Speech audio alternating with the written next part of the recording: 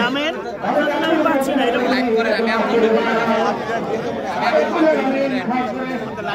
ছবি দেওয়া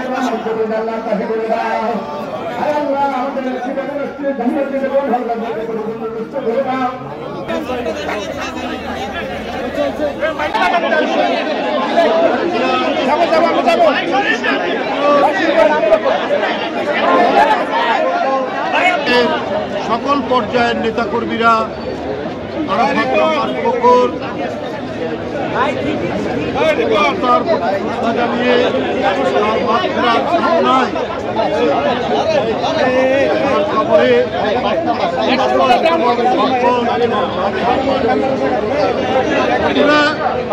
আরাফাত রহমান কোকো এমন এক সময়ে মৃত্যুবরণ করেছেন, এটি স্বাভাবিক মৃত্যু নয়, এটি ষড়যন্ত্রমূলকভাবে আরাফাত রহমান কোকোকে মৃত্যুর দিকে ঠেলে দিয়েছিল আওয়ামী ফ্যাসিবাদের দুঃশাসনে। যে আমরা ভয়ঙ্কর ক্রান্তিকাল শেখ হাসিনার বিভৎস পৈশাচিকতার শিকার আরাফাত রহমান। সে না পেয়েছে সুচিকিৎসা, না পেয়েছে পরিবারের সান্নিধ্য, দেশনেত্রীকে বালির ট্রাক দিয়ে অবরুদ্ধ করে দেশের স্বাভাবিক বিরোধী দলীয় রাজনীতির গতিপথকে রুদ্ধ করে শেখ হাসিনা ফ্যাসিজম নাৎসিজমের যে বিষাক্ত থাবা বিস্তার করেছিলেন, তারই সেই থাবায় আরাফাত রহমান কোকো পৃথিবী থেকে চিরদিনের জন্য চলে গিয়েছে। সাংবাদিক বন্ধুরা, এ বিষয়ে আপনারা আরো ভালো জানেন সেদিনের 2015 সালের 24 জানুয়ারি যখন তার লাশ বন্দি মায়ের কোলের উপর সন্তানের লাশ, এই বেদনা, এই দুঃখ, এই শোক, এটা ভোলার নয়। শুধু বিএনপি বা বিএনপির নেতাকর্মী নয়, গোটা জাতি সেদিনের সেই দৃশ্য, সেই বিয়োগান্তক দৃশ্য, সেই শোকাবহ ঘটনা অবলোকন করে দুঃখে বেদনায় মুষড়ে পড়েছে। তার জানাজা শেখ হাসিনা এক দুর্ভেদ্য দেওয়াল তৈরি করেছিল সেদিনের বর্বর আইন শৃঙ্খলা বাহিনীর দ্বারা, কিন্তু সেই দুর্ভেদ্য দেওয়াল ভেদ করে লাখো জনতা জানিয়ে দিয়েছে শেখ হাসিনা অত্যাচারী, শেখ হাসিনা বর্বর, শেখ হাসিনা পৈশাচিক। যে একটি ধর্মীয় অনুষ্ঠান, একজনের জানাজা, সেই জানাজাতেও সে পৈশাচিক বাধা দিয়েছে। সেখান থেকে অনেক নেতাকর্মীকে, অনেক লোককে গ্রেফতার করা হয়েছে। বন্ধুরা আবার সেই সমস্ত দিন, সেই সমস্ত ক্রান্তিকাল, সেই সমস্ত অন্ধকার অতিক্রম করে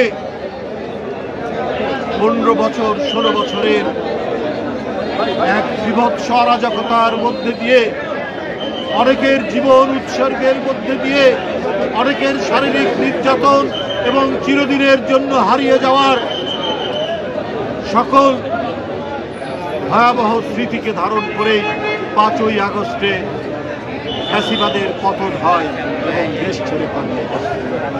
ফ্যাসিবাদের বিভিন্ন জায়গায় উকি মারার দৃশ্য। পরাজিত আওয়ামী ফ্যাসিবাদ তারা বসে নেই, তারা পার্শ্ববর্তী দেশে পালিয়ে গেছে বটে, কিন্তু তাদের কালো টাকা আর অবৈধ অস্ত্র নানাভাবেই তারা কাজ করছে। তারা বিএনপির বিভিন্ন জায়গায় কোনো মিছিল হলে বা গণতান্ত্রিক শক্তির কোনো কর্মসূচি হলেই তারা অন্ধকার থেকে বেরিয়ে এসে সেখানে আক্রমণ করছে। আপনারা দেখেছেন যে চট্টগ্রামে জয় বাংলা স্লোগান দিয়ে পুলিশের উপর আঘাত করা হয়েছে, রক্তাক্ত করা হয়েছে।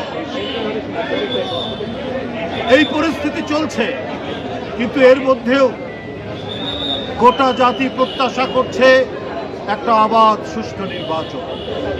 নির্বাচনের একটি সময় ঘোষণা করেছেন প্রধান উপদেষ্টা ডক্টর মোহাম্মদ ইউনূস এবং শিডিউল ঘোষণার জন্য নির্বাচন কমিশনকে চিঠি দেওয়া হয়েছে। কিন্তু মনে হচ্ছে এই নির্বাচনকে নিয়েও অনেকে নানা ধরনের কূট কৌশলের আশ্রয় নিয়ে ষড়যন্ত্রের মধ্যে লিপ্ত আছে। আমরা যাদেরকে বারবার দেখেছি এই আওয়ামী ফ্যাসিবাদকে তারা নানা কারণে নানা অজুহাত সৃষ্টি করে তাদের হাতকে শক্তিশালী করেছে। আমরা সেই ৮৬, আমরা তার পরবর্তী পর্যায়ে ৯৪, ৯৫, ৯৬ আমরা ৫ই আগস্টের পর নানা বক্তব্য বিবৃতিতে আমাদের মনে হয়েছে যে জাতীয়তাবাদী শক্তিকেই টার্গেট করছে আরেকটা গণতন্ত্র বিরোধী শক্তি। তারা নানাভাবে নানা কায়দায় ধর্মের নামে এই সমস্ত বিভ্রান্তিমূলক কথাবার্তা বলছে। নানাভাবে তারা চাচ্ছেন সামনের যে নির্বাচন সেই নির্বাচনকে বিতর্কিত করার জন্য চক্রান্তে ষড়যন্ত্রে মেতে উঠেছে। তাদের সাথে আরো অনেকে থাকতে পারে।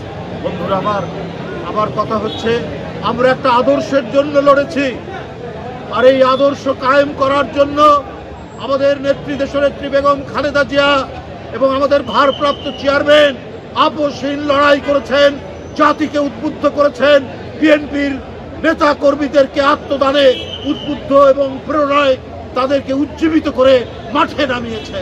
আমাদের ডানে বামে সামনে পিছনে আমরা কে প্রভু আছে আমরা দেখিনি।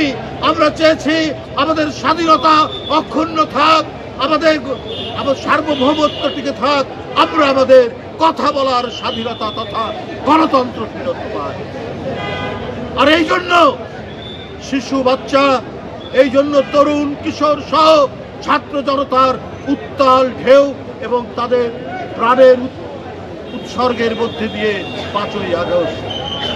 এরপরেই আমরা দেখেছি আবারও নানা ধরনের কথায় ফ্যাসিবাদকে কায়েমের জন্য নানা ধরনের সুড়সুড়ি দেওয়ার চেষ্টা করা হয়। বন্ধুরা, যারা শিশুর রক্ত পান করে, যারা কিশোরের রক্ত পান করে, যারা ছাত্রের রক্ত পান করে, যারা রিক্সাওয়ালা শ্রমিকের রক্ত খাওয়ার জন্য রক্ত পিপাসু হয়ে উঠে প্রত্যাবর্তন ঘটনার চক্রান্ত করেন, জনগণ হচ্ছে সবচাইতে বড় আদালত, সবচাইতে বড় বিচারক। তারাই বিচার করবে যে কারা এই ফ্যাসিবাদের সহযোগী হয়ে আবার নতুন করে কাজ করার চেষ্টা। আমরা অন্তর্বর্তীকালীন সরকারকে বলতে চাই, নানাভাবেই আইন শৃঙ্খলার পরিস্থিতি অবনতি ঘটানোর চেষ্টা করা হবে।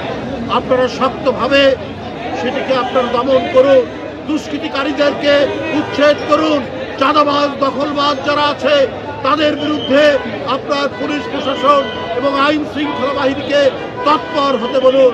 তাহলে দেখবেন আর কারো চক্রান্ত, কারো ষড়যন্ত্র, কেউ নির্বাচন নিয়ে, গণতন্ত্র নিয়ে তারা কোনো ধরনের চক্রান্ত করতে পারবে।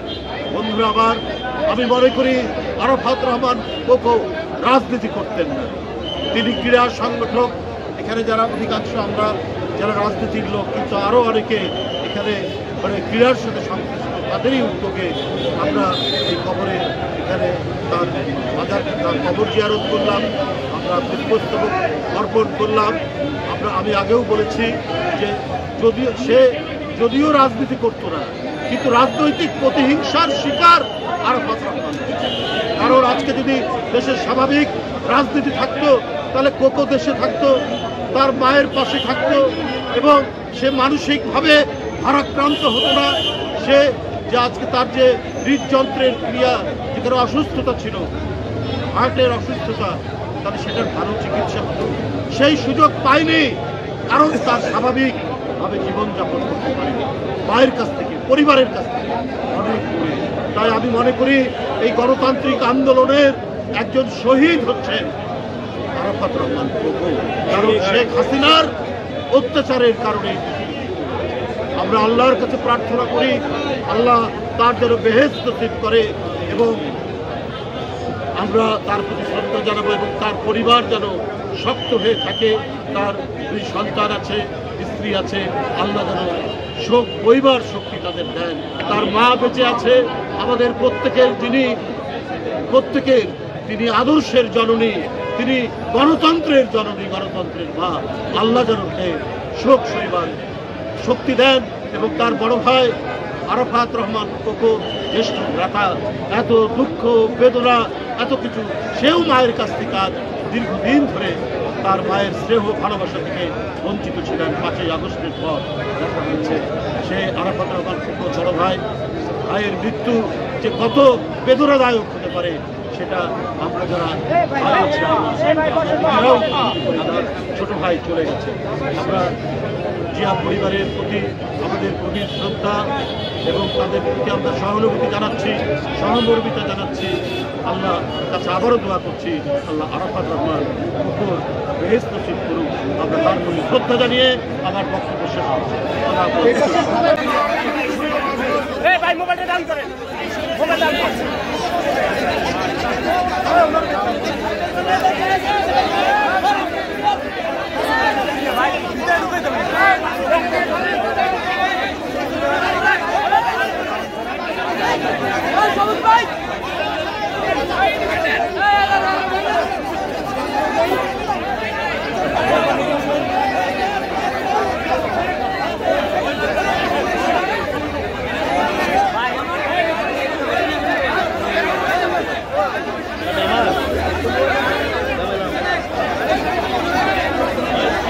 সামনে এত মানুষ গেল